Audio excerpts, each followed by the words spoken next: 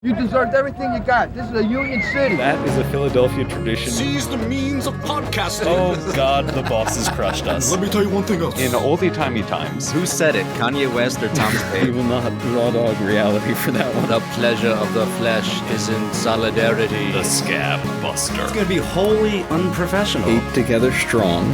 Let that be your mantra. Hello, and welcome to the Labor John podcast, where old acquaintances are quickly forgotten about and never again brought to mind. Except you, Gabe. You're the exception. Aw, You still owe me money. damn it. And today, my name is Sam, your name is Gabe, and we're going to learn about... Well, speaking of old acquaintances that get forgotten, most people know about Martin Luther King Jr.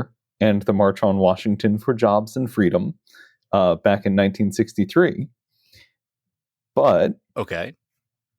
so Dr. King was the keynote for the event, and certainly one of the most notable figures who spoke there. Most people today don't know the chief organizer of that event, who was a radical gay black man named Bayard Rustin, Okay. who came from Westchester. So we can claim him as a Really? Philly boy. Yep. All right. Okay. So today we're going to be learning about Bayard Rustin. That's he very had interesting. he had kind of a crazy life. We will be very quickly covering his life because there is much more than can fit into an hour-ish long episode. So I encourage anyone listening to this to go look up more about him because he was But not involved in now. everything. Not now, afterwards. Not now. You have to listen to this episode first. We've got you. And we Yes. ain't letting go. But All right, Gabe. let's start. Let's roll. So Rustin was born on March 17th, 1912, to Florence Rustin and Archie Hopkins. But Bayard spent most of his childhood thinking that Florence was actually his eldest sister rather than his mother. There's a lot of that. Yeah. Archie Hopkins was well known for being a little bit of a womanizer and a little bit of an alcoholic. So Jennifer and Julia Rustin, who were Florence's parents and Bayard's grandparents, didn't want Florence to marry him. So they just kind of brushed all of that under the rug and raised Bayard as their own. Okay. Which, I mean, yeah, like you said, that wasn't that uncommon. And honestly, still isn't. Because people will be people and do stuff. So Jennifer, Bayard's grandfather, was born in Maryland in 1864, so right towards the end of the Civil War. Okay. He moved north in 1880. Julia was born in Westchester to a mother who worked as a domestic servant for the Butler family, which I need to double check this, but I'm fairly certain the Butler family is why we have Butler Pike. Oh, all right. Yeah, they're some old Pennsylvania money. Damn. Okay. Mm-hmm.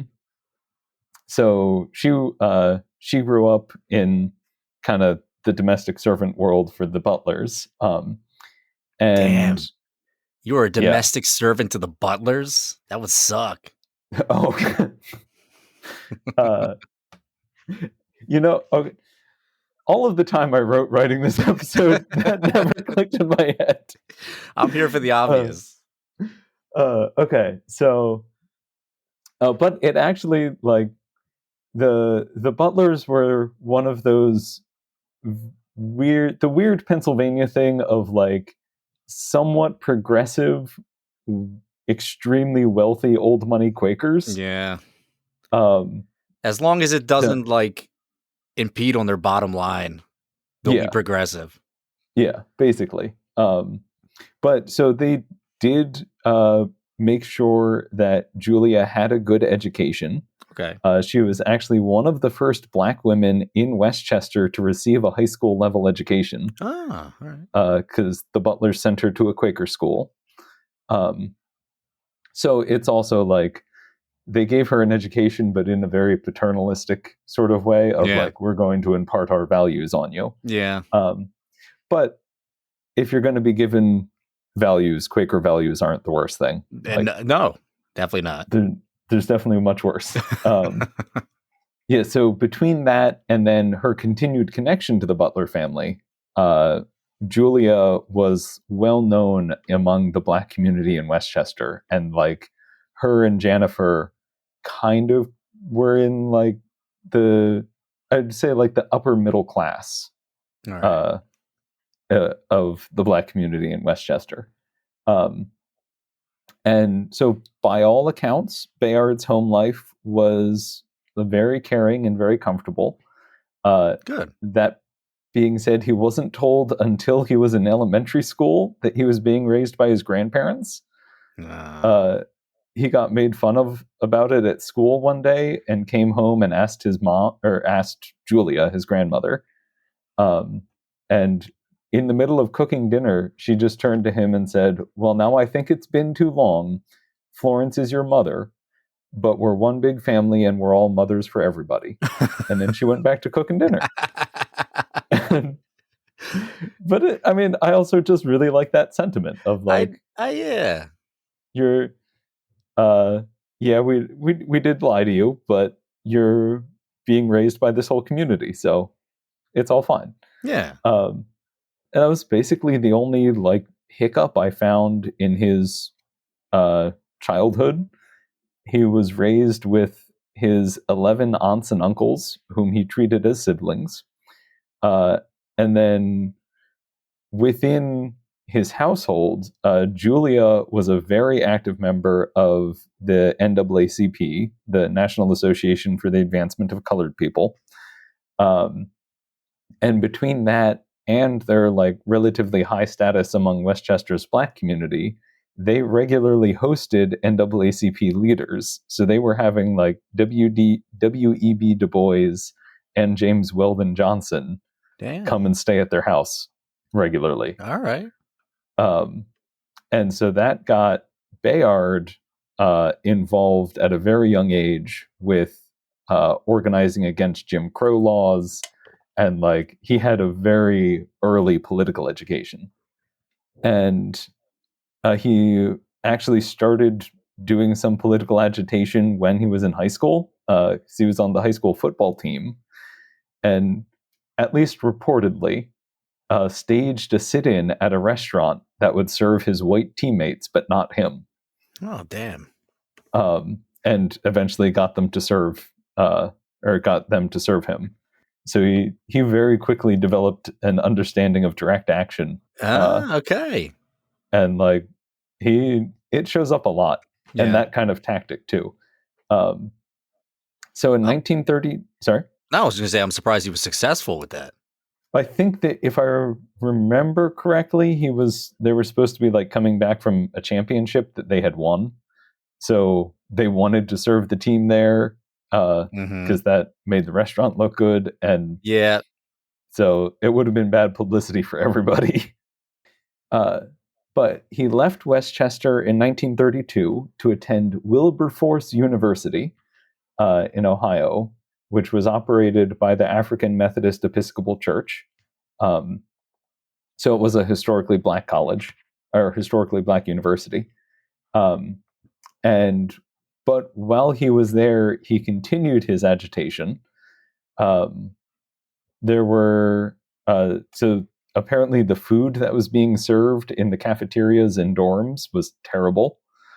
So he organized students into a school strike, or a student strike, demanding better quality food. All right.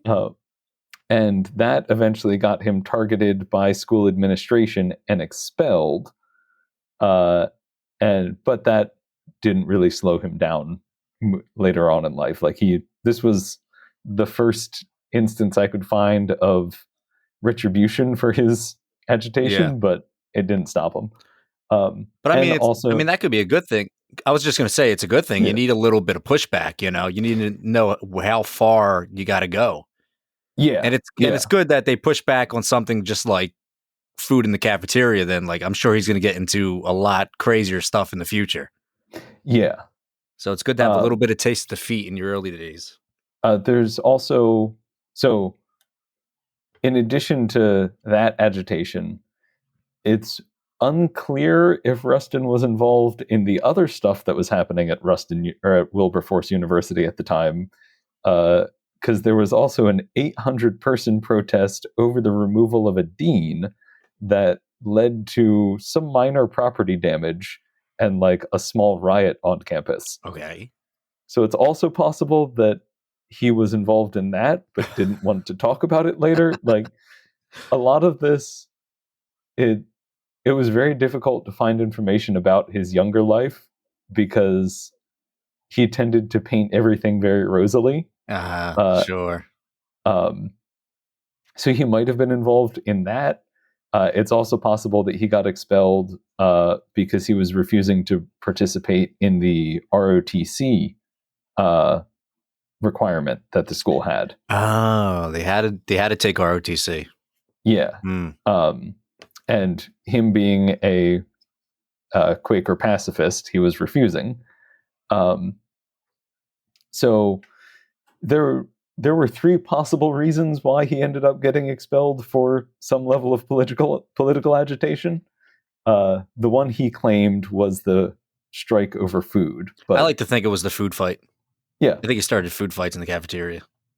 Honestly, if you just said, like, there's going to be a food fight every day until the quality improves, that would be pretty effective.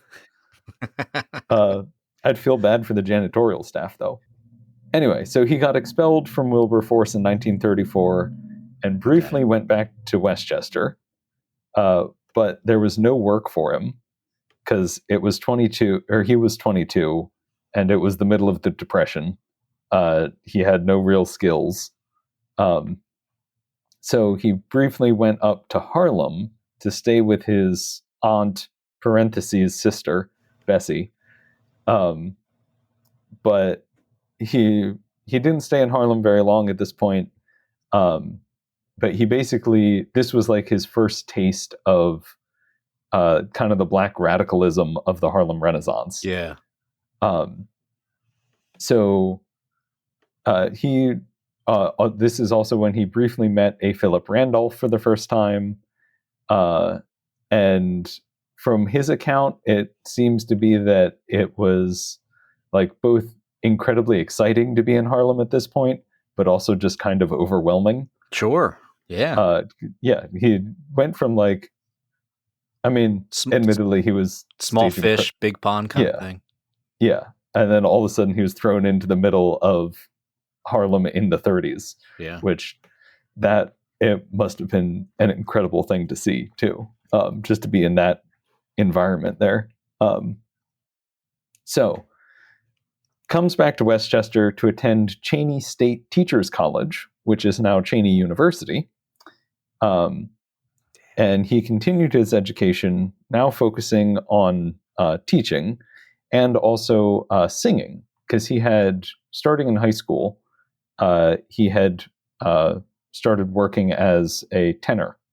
Or he had singing in chorus as a tenor. He did a lot of church services, and would occasionally get booked to do shows and whatnot for churches and other ceremonies. Okay. Then, so he also became more politically conscious while at Cheney. He got to know some of the more radical teachers that were there, and really started to develop a specifically like anti-imperialist, anti-war lens. So he built that on top of his kind of previous foundation of understanding of Black civil rights that he had gotten from growing up around all of the NAACP leaders. Yeah. And so there was also a really strong anti-war movement across colleges in the U.S. right in the 30s, because basically everyone after World War I just did not want any Yeah. more wars, Yeah. understandably. Well, it was the war to end all wars, Gabe. Yes. We haven't had one since. No, it was totally effective. And so it's unclear, again, he didn't say if he was involved in it, but there was, while he was at Cheney, there was a nationwide anti-war strike by students on college campuses. But it's not clear that he did anything with that. But it's like, I would be surprised if he didn't. Like, we have to do a lot of guesswork with this guy, a little bit. Yeah. At least in his early life. Yeah. But yeah, because if you're staging a strike over the quality of food being served in the cafeteria, you're probably going to be willing to participate in a nationwide strike to prevent war. I guess so. Anyway, so then in the summer of 36, he got involved with a Quaker. It's basically like a Quaker mission trip, but don't think about it as in the bad kind of mission trip. Because it was basically going and doing community organizing and outreach, working mostly with the YMCA. So it's about actually helping people and not just converting people. Yeah. Okay. Yeah. So a non-proselytizing mission trip. I didn't know there was another kind. I thought that was it. Yeah. So he went to some training in Philly and then went up to Auburn, New York, where he lived in the local community, worked with the YMCA, and he was mostly just organizing cultural events, but always with a very strong, like, pacifist, anti-imperialist, and anti-war lens. Yeah. And he was doing radio. He set up radio broadcasts, basically talking international politics, and then also set up ballets and other, like, choral events and cultural stuff. So it was pretty cool. Okay. Yeah, I don't think we really discussed being a Philly podcast. I mean, I don't think we've really gone over how much Quakers have affected the surrounding area and how much it has to do with, like, nonviolence and anti-war and all that. It's something that, especially coming into the 20th century, starts to play a really big role. Yeah. Because of people like Rustin that kind of grew up in that tradition and then combined that with more, like, political radicalism. Yeah. So he returned from that trip and he was almost done university. But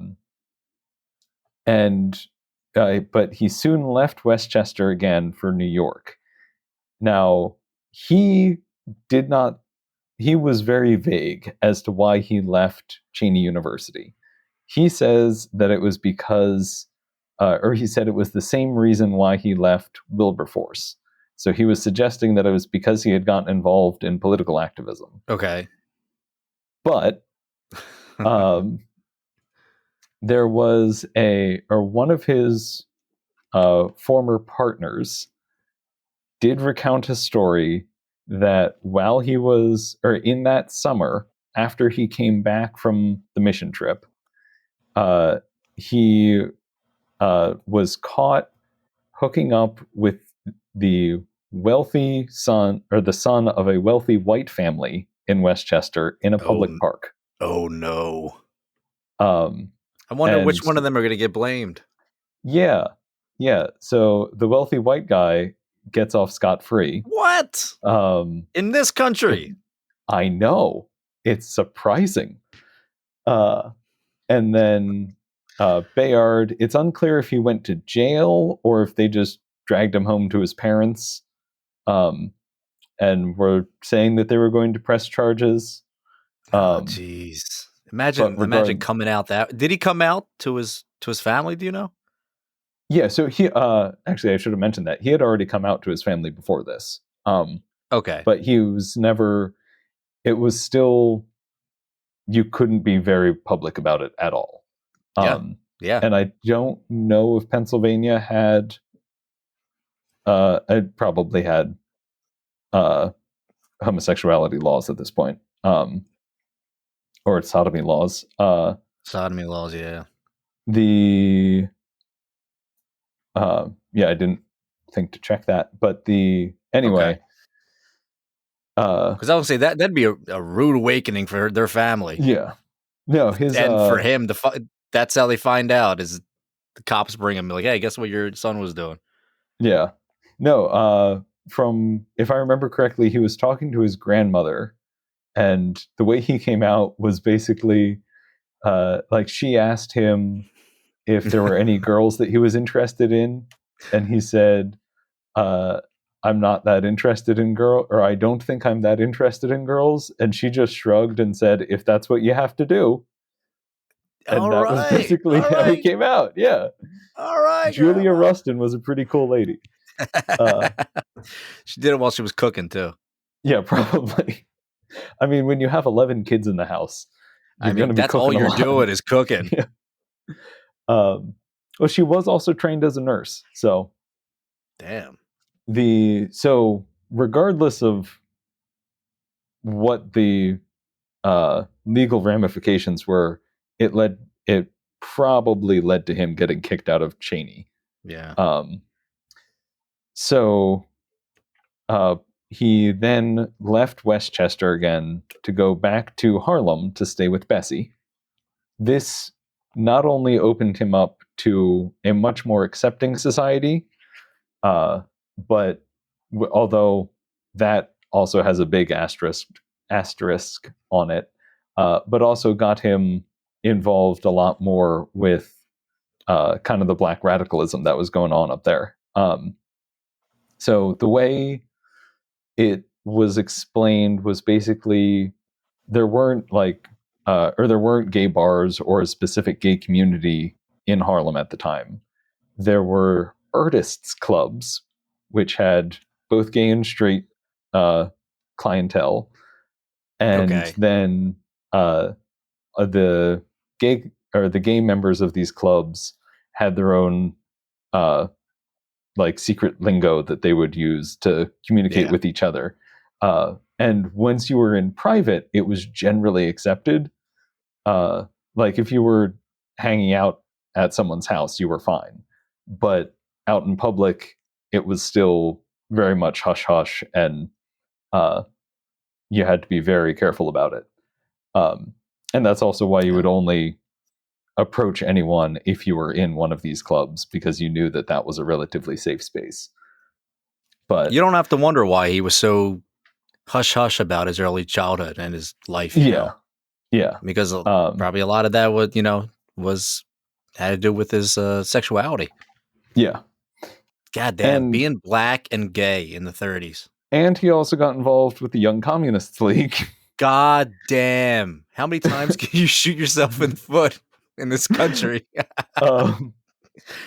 Yeah, so he also, in addition to activism, both with the YCL, and he was never like a hardline communist.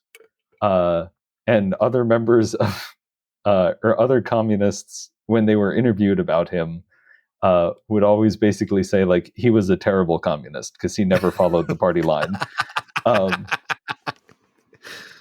But basically he just kind of floated around the left and like would plug himself in wherever there was anything interesting going on. Everybody in the left does that. You got to float around a little bit till you find your little spot, your little niche. Yeah. Your little cliquey.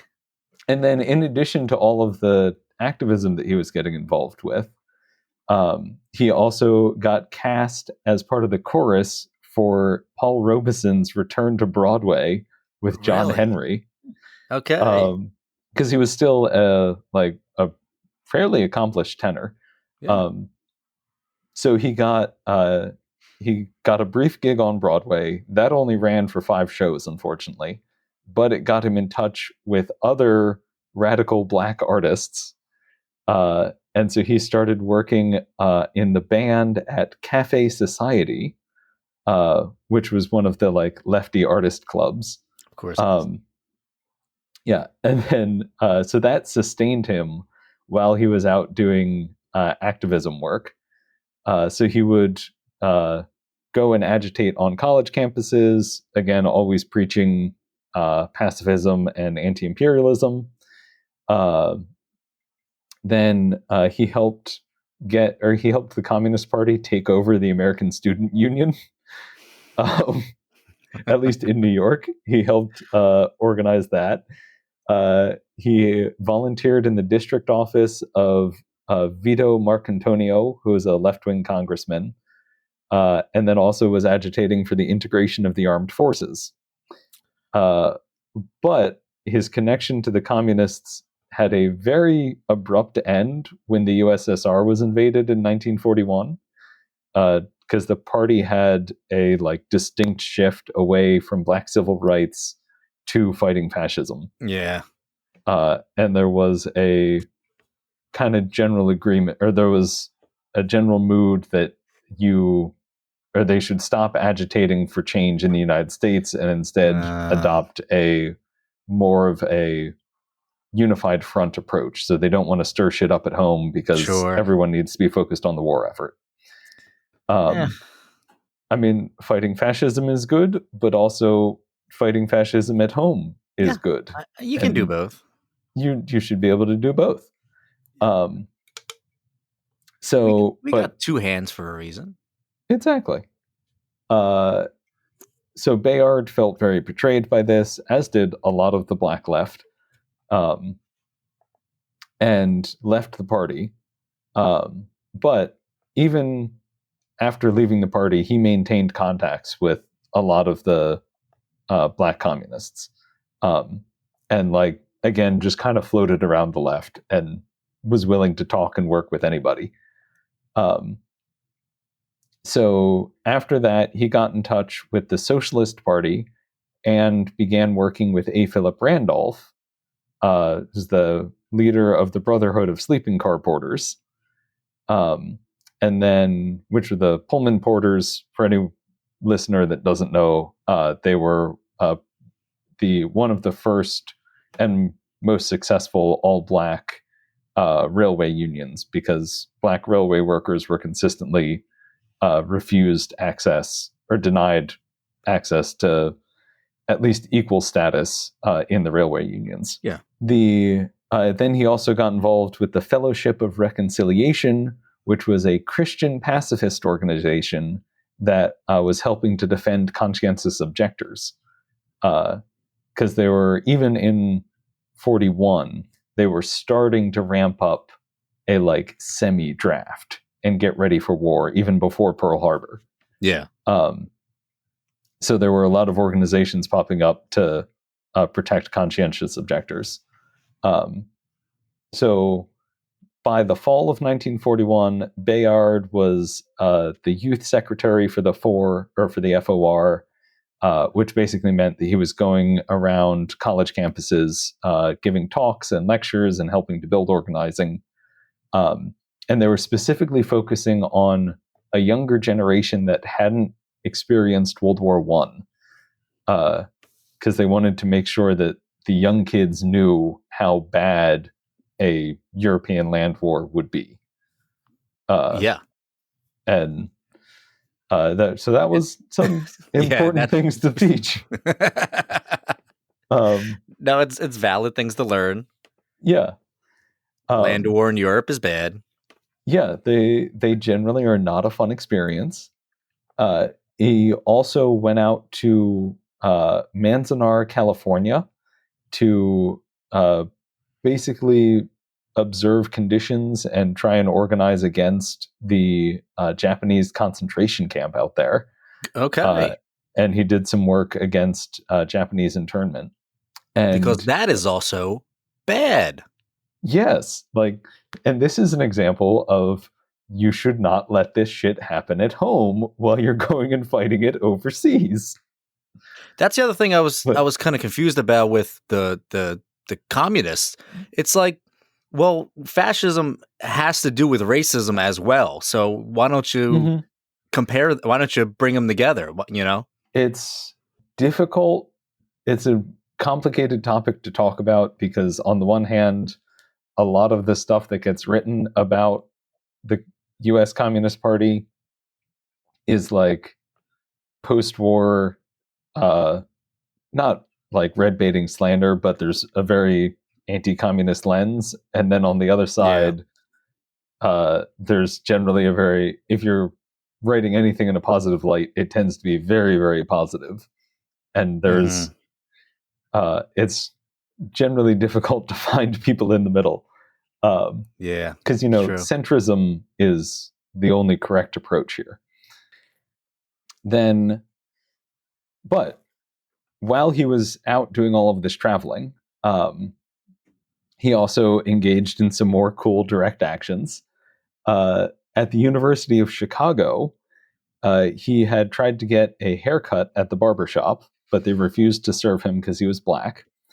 So he went to the school he went directly to the school administrators and basically threatened a massive student strike if they didn't cut his hair. And so that led to an immediate change in policy, and they desegregated the barbershop on campus. There we go. Yeah. Then at a diner somewhere in the Midwest, he doesn't say where, he was again refused service. And then he spoke to the waitress and the manager and worked out a deal with them that if he sat at the counter right near the front door and no one left, they had to serve him. So that's what he did. And then no one gave a shit that he was sitting there and eating, or that he was sitting there. So the manager gave him a hot meal. And at least according to Bayard's account of this, after that, they continued to serve black customers from that time until infinity. All right. So yeah, it's like he has learned the effectiveness of very direct action. Yes. Of just, there is a problem, I'm going to solve it. So then this also brought him down into the deep south for the first time. Yeah. And so he was on a bus, and he was reaching for his ticket, and he had like, his tie had started flapping in the wind while he was reaching for his ticket, and a young white boy reached out and grabbed his tie. Just, I was probably like a toddler or something, just grabbing something flapping in front of him. And the boy's mother hit him and said, "Don't touch an N-word." Okay. Yeah. And so that was probably not his first experience with like extreme racism like that, but this one seems to have had a... That's like Sheriff Bart walking down the street when he's the sheriff for the first day, and the old lady said that to him. Yeah. Up yours. But in real life, so it's a lot worse. Yeah. And that sucks. Yeah. So that, but after that, he vowed that he would never go through the South again without either being arrested or thrown off of a bus or both. Okay. All right. And he was basically like, if I set foot south of the Mason-Dixon again, I'm going to fuck shit up. He's looking for a fight. Yeah. He's always been looking for a fight. Yeah. He's down to change some shit. And speaking of, he was also involved in the first March on Washington movement, which was started by A. Philip Randolph. And that was focused on ending racial segregation in the military, in defense jobs, and then more broadly in fair employment in all sectors. Okay. So Randolph was trying to organize a group of black labor leaders to have between 50 and 100,000 black workers march on DC and shut down the city. Wow. And this was in 1941. So FDR, once this plan was publicly announced, FDR basically refused to talk to Randolph. And before this, they had been in like at least semi-amicable communication. But instead, he sent Eleanor to talk to Randolph and tell him that she thought that the march was a very bad idea, and that she and FDR would very much appreciate it if he would call it off. Okay. And he didn't. So that probably just pissed off Randolph and Rustin more than anything else. Yeah. Then a week before the march was supposed to take place, New York City Mayor Fiorello LaGuardia came and spoke to Randolph and Rustin and all of the other organizers, and told them that the president was willing to use his executive authority to create the Fair Employment Practices Committee, which would prohibit discrimination in the war industries and any government jobs. All right. So Randolph agreed to take this olive branch and called off the march, although he did maintain the organizational structure of the March on Washington movement, just as like a lobbying force. Yeah. This actually pissed off Rustin because he thought that they should have continued with the march and actually pushed for desegregation of the military. Damn. All right. Because he saw that like, even though he was anti-war, he knew that this was an opportunity to get literally millions of people into a desegregated space, probably for the first time in their lives. Yeah. And it's also like just a moral thing that segregation is bad. I mean, that and we should not do that.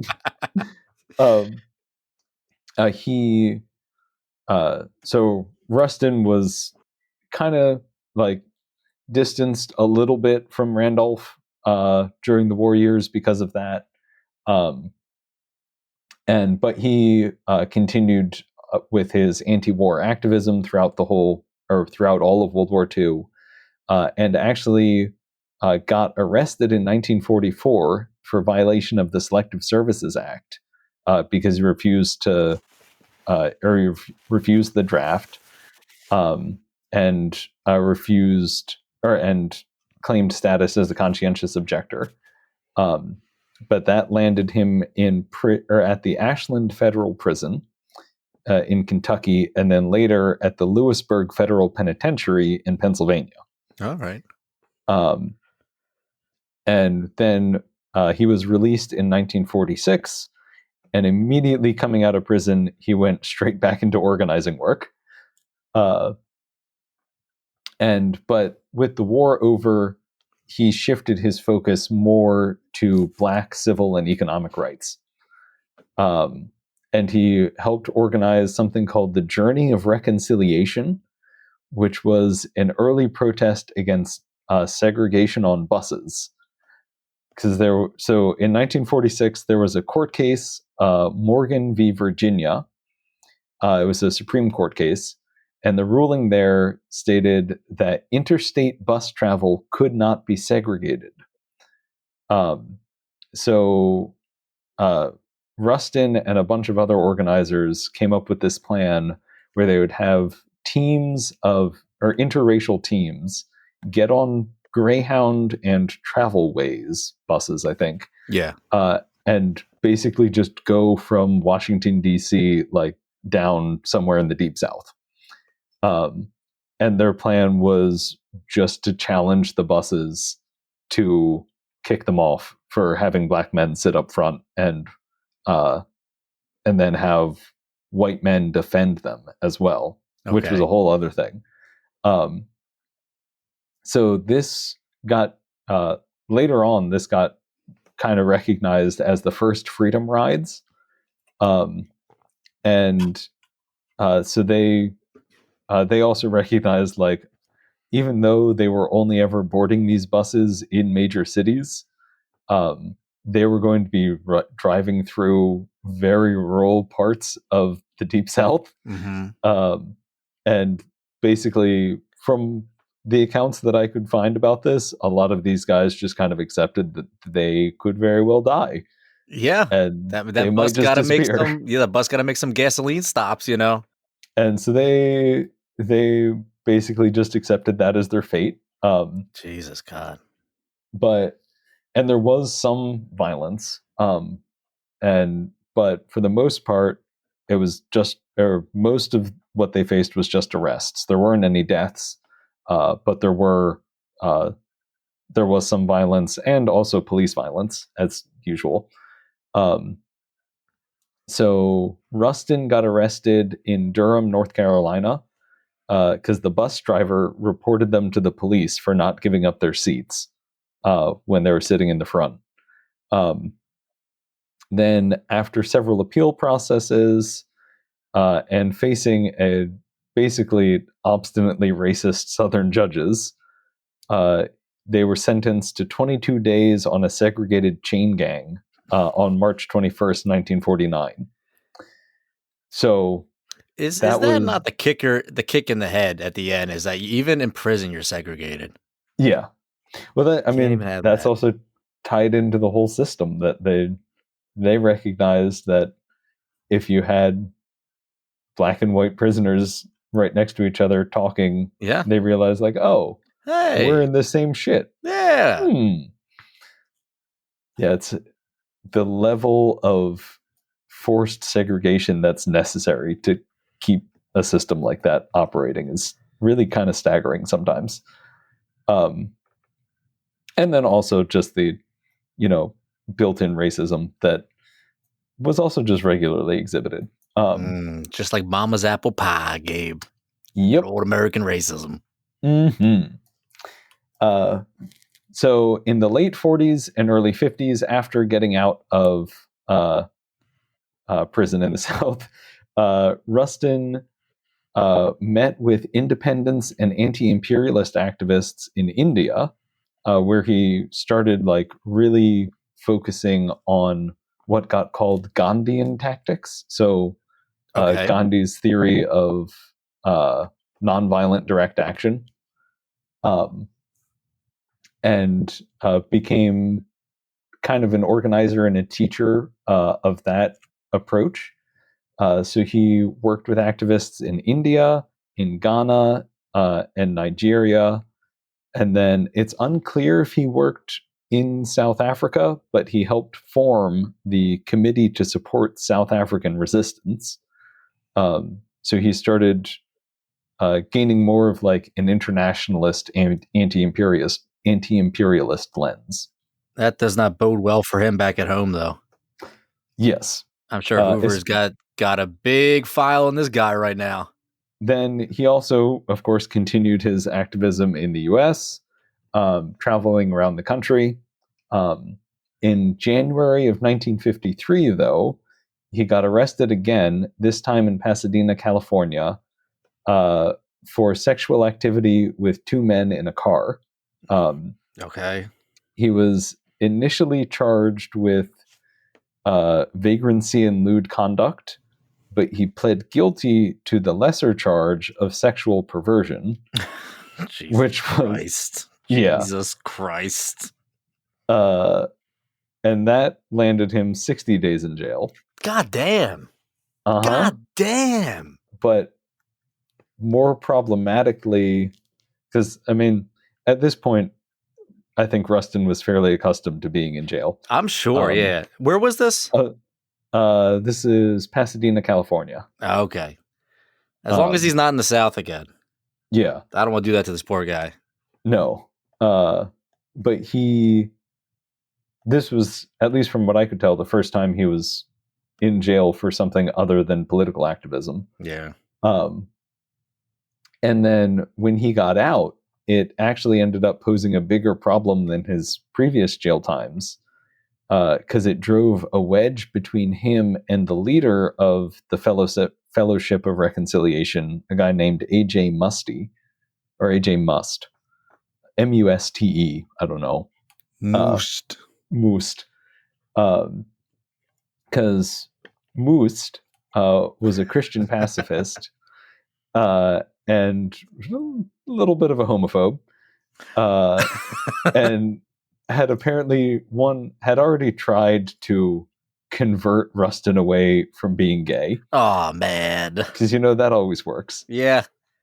Proven track record right there. Yeah. So Most was not necessarily the best ally there.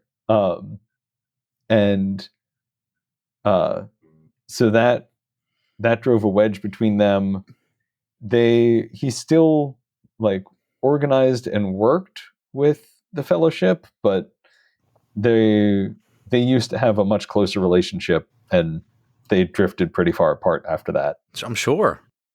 It's also really frustrating reading Rustin's history because like he drifted around the left, but I think that was mostly because no one had there was no single group that like had an intersectional framework that would actually accommodate who he was.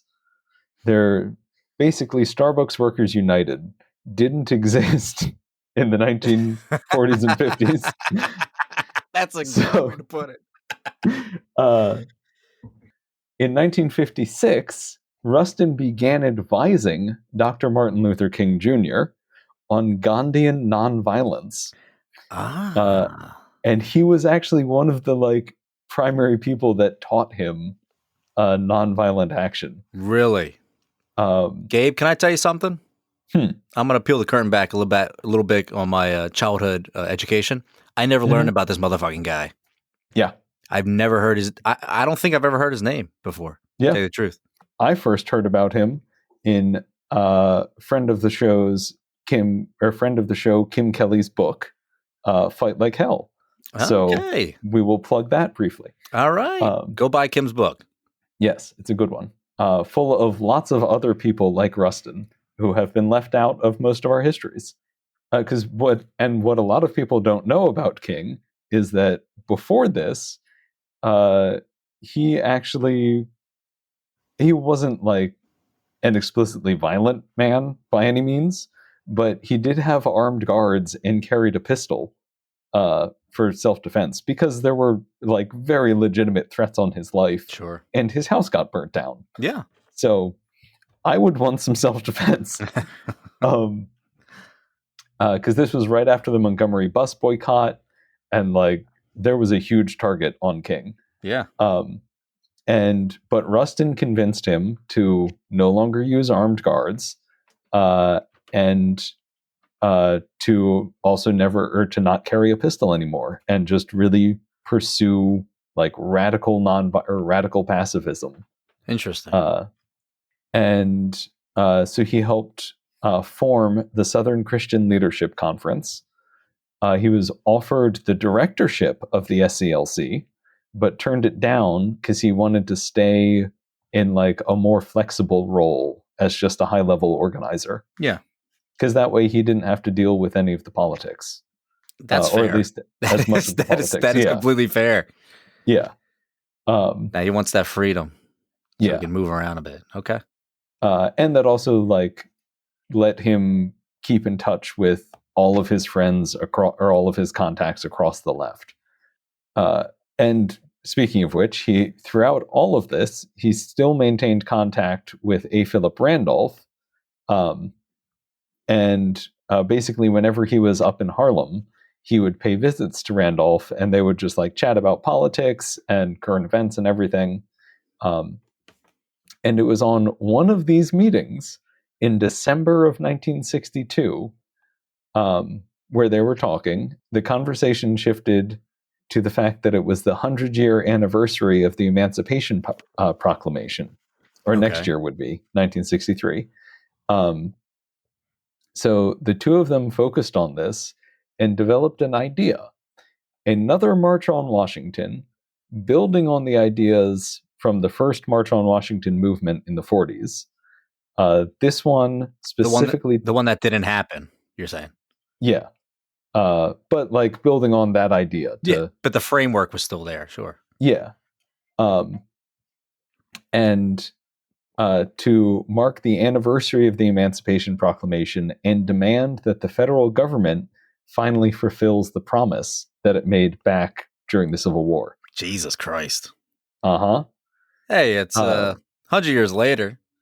Yeah. And doing that thing you said you were going to do? And they weren't even asking for interest. But So Rustin laid out a prospectus for this, which started with the 100 years since the signing of the Emancipation Proclamation have witnessed no fundamental government action to terminate the economic subordination of the American Negro. He expanded on this by explaining that all of the economic factors that threatened the daily well-being of American workers were even worse for Black workers, who were still being excluded by basically most of the labor movement, who were facing lower wages, didn't have access to the same benefits, were often restricted by what jobs they could hold, and then were also often used as a cudgel against white workers to keep everyone's wages low. Yeah.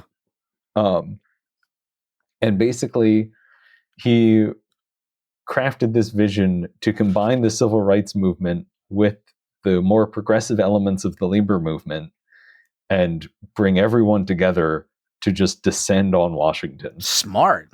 Mm-hmm. Fucking amazing idea. Yeah.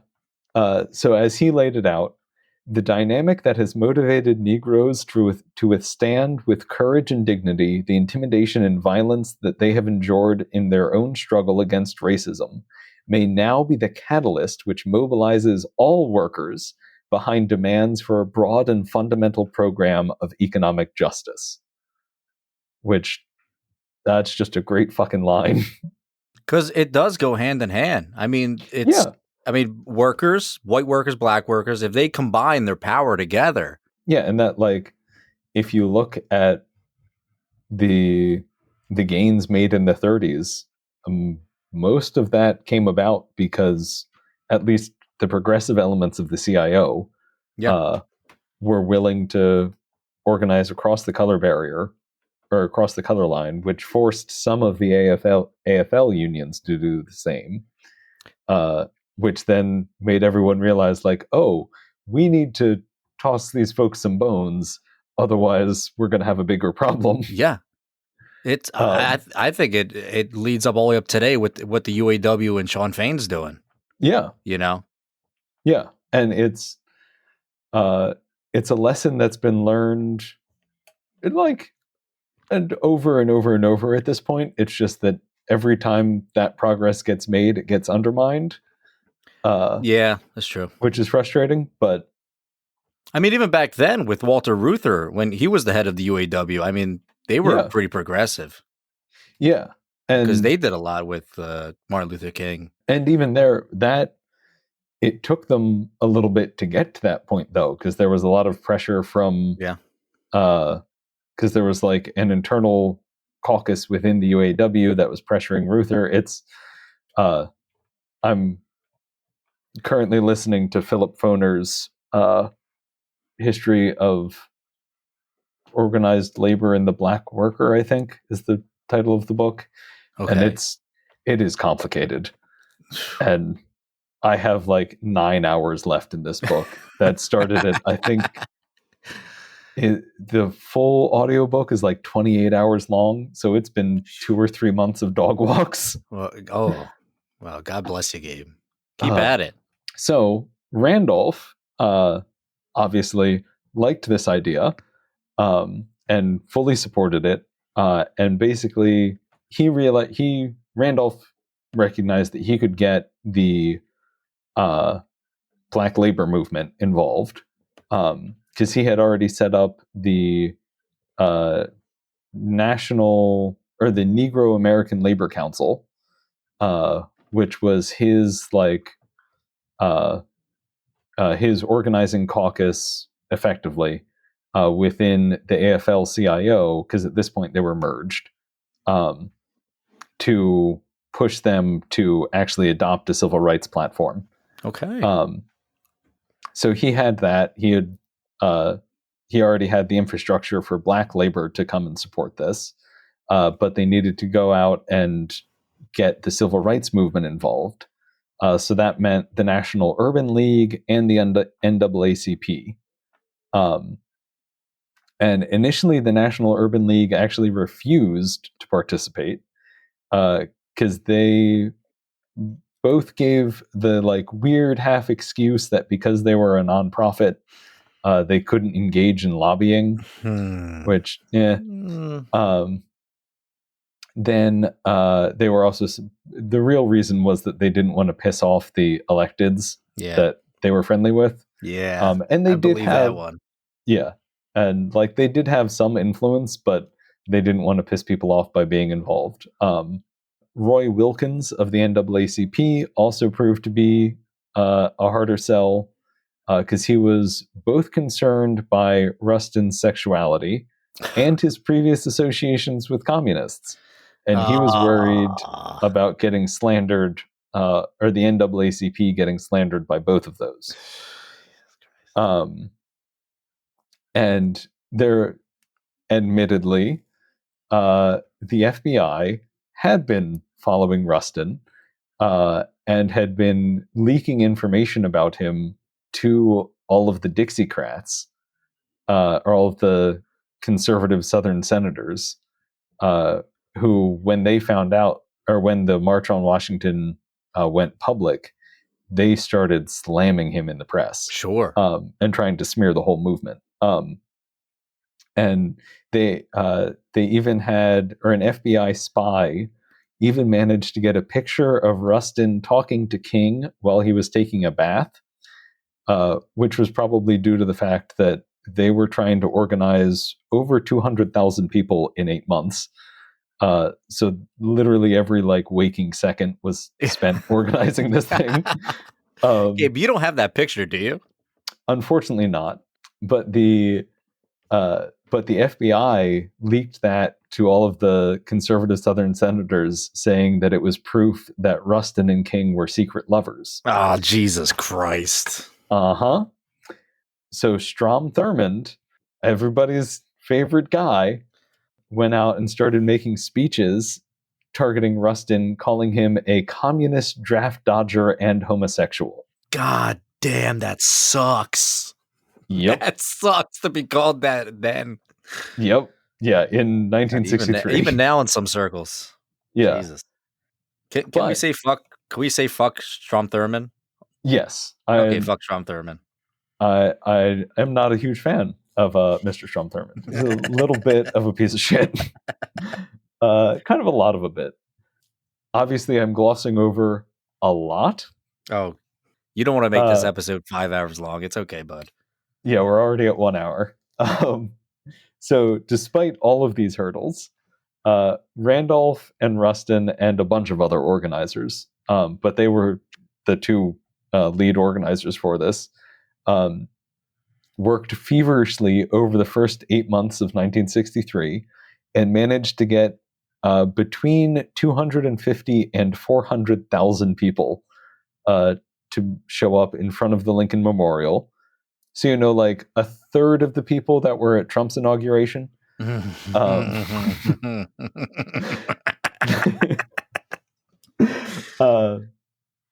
also managed to get most of the other organizations, or all of the other civil rights organizations involved. And their eventual speaker list had A. Philip Randolph, obviously, representing the AFL-CIO. They had Martin Luther King from the Southern Christian Leadership Conference. They had Floyd McKissick from the Congress of Racial Equality, John Lewis from the Student Nonviolent Coordinating Committee. They even got Roy Wilkin from the NAACP, who was the one who was most concerned about working with Rustin. So that was cool. That was good. Good get. Yeah. Whitney Young from the National Urban League, who was also the one who was concerned about pissing off their electeds. And then they also had Walter Reuther from UAW AFL-CIO. And of course, as we should all know, the speech concluded with King as the keynote speaker with his I Have a Dream speech. Which was clearly just about how we should be nice to people and not bring up bad things. That was the whole purpose of this march. Gabe. Yeah, so the march was a pretty freaking great success. I mean, getting that many people together after only 8 months of organizing. Yeah. And then also applying huge amounts of political pressure that actually got some civil rights legislation passed. It's amazing what happens when the people actually stand up and get out there on the streets and do something, ain't it? Says the guy hiding behind a microphone in his basement. We are doing the educating part of that's right. agitating, and organizing. So That's right. That's how I get to sleep at night. But yeah, so the March on Washington was not only like the brainchild of Bayard Rustin, but he was one of the lead organizers. It's crazy. But he never really took a like very public position, even during the organizing. Like, he was well known in the movement, but like, and he would do press conferences and stuff like that to talk about what the goal is and what the plan was. But he never really like. He wasn't the kind of person to go out and be like, this was my idea, and to take a huge amount of credit for everything.